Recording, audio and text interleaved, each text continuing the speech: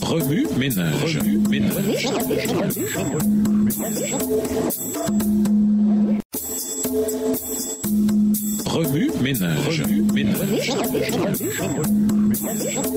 Bienvenue à votre émission Remue ménage. Nous voilà à la leçon 2, leçon de leadership. Un jeune dirigeant introduire. Lisons Exode 17, les versets 8 à 16. Exode 17, les versets 8 à 16. Amalek vint combattre Israël à Réphidim. Alors Moïse dit à Josué, « Choisis-nous des hommes, sors et combat Amalek. Demain je me tiendrai sur le sommet de la colline, la verge de Dieu dans ma main. » Josué fit ce que lui avait dit Moïse pour combattre Amalek. Et Moïse, Aaron et Hur montèrent au sommet de la colline. Lorsque Moïse élevait sa main, Israël était le plus fort. Et lorsqu'il baissait sa main, Amalek était le plus fort. Verset 12. Les mains de Moïse étaient fatiguées. Ils prirent une pierre qu'ils placèrent sous lui et il s'assit dessus. Aaron et Hur soutenaient ses mains l'un de côté et l'autre de l'autre. Et ses mains restèrent fermes jusqu'au coucher du soleil. Et Josué vainquit Amalek et son peuple au tranchant de l'épée. L'Éternel dit à Moïse, écris cela dans le livre pour que le souvenir s'en conserve et déclare à Josué que j'effacerai la mémoire d'Amalek de dessous les cieux. Moïse bâtit un autel et lui donna pour nom l'Éternel ma bannière. Il dit, parce que la main a été élevée sur le trône de l'Éternel, il y aura guerre de l'Éternel contre Amalek de génération en génération.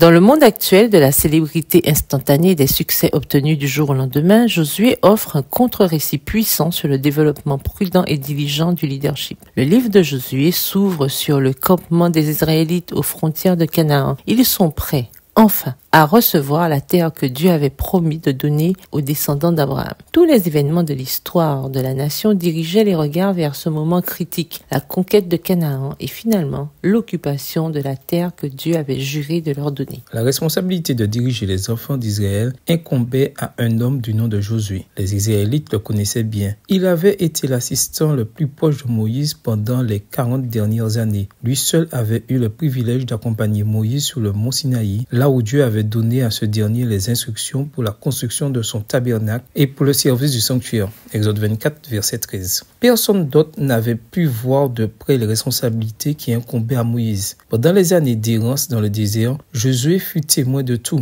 Il connut les hauts et les bas du leadership, ses défis, ses déceptions, ses victoires et ses surprises. Quelques mois après la sortie d'Égypte, alors que Moïse était encore un nouveau chef, son successeur était déjà en formation. Josué fut encadré et formé par Moïse pendant 40 ans, avant que Dieu l'appelle à diriger Israël à son tour. L'histoire de Josué nous rappelle que les dirigeants avisés prennent le temps de former leurs futurs remplaçants. Aujourd'hui, nous avons besoin de pasteurs, d'anciens et de dirigeants de toutes sortes qui s'investissent dans le mentorat de la prochaine génération, tout comme Moïse l'a fait avec Josué. La première fois que Josué apparaît dans le récit biblique, c'est à un moment de crise, peu de temps après que les Israélites eurent quitté l'Égypte et traversé la mer Rouge. Alors qu'ils progressaient dans le désert, les gens les plus fatigués et les plus vulnérables du cortège se traînaient les derniers. Les Amalécites tendirent une embuscade à ces Israélites. Deutéronome 25, le verset 18. Dieu ordonna à Moïse de dire à Josué que ce serait ce dernier qui conduirait les Israélites dans leur première bataille. Dans ce conflit long et acharné, Josué se montra un homme d'action fidèle en défendant Israël contre l'agression des Amalécites. Il prouva aussi qu'il était plus qu'un simple guerrier. C'était aussi un homme à la foi et à la dévotion profonde.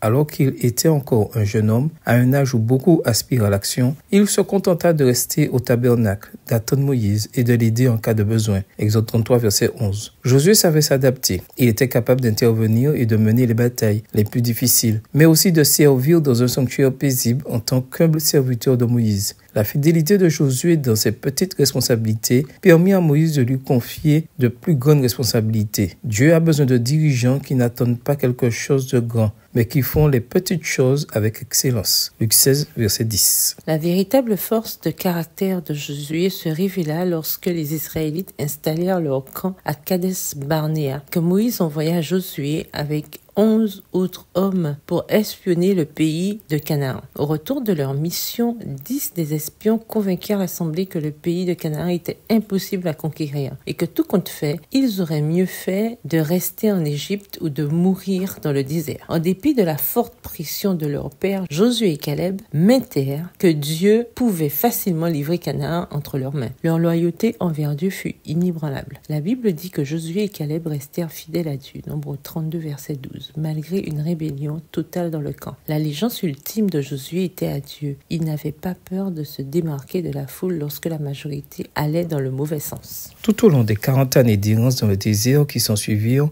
Dieu prépara Josué au rôle de chef qu'un jour il allait assumer. À chaque étape, Josué fit preuve d'une foi implicite et inébranlable en la capacité de Dieu à tenir ses promesses. Cependant, il ne devint pas un dirigeant complètement formé du jour au lendemain. Dieu le forgea dans le creuset des espoirs déçus, de l'attente extrême et des épreuves redoutables. Cet homme vainquit parce qu'il s'accrochait à sa foi en la souveraineté de Dieu. Remue-ménage. Écrivez Exode 17, les versets 8 à 16 à partir de la version biblique de votre choix. Vous pouvez aussi réécrire ce passage avec vos propres mots, en tracer les grandes lignes ou faire une caractéristique de cette histoire. Au revoir. Et à demain si Dieu veut.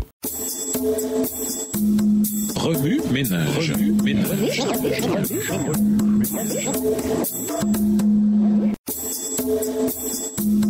Remue-ménage. Remue-ménage.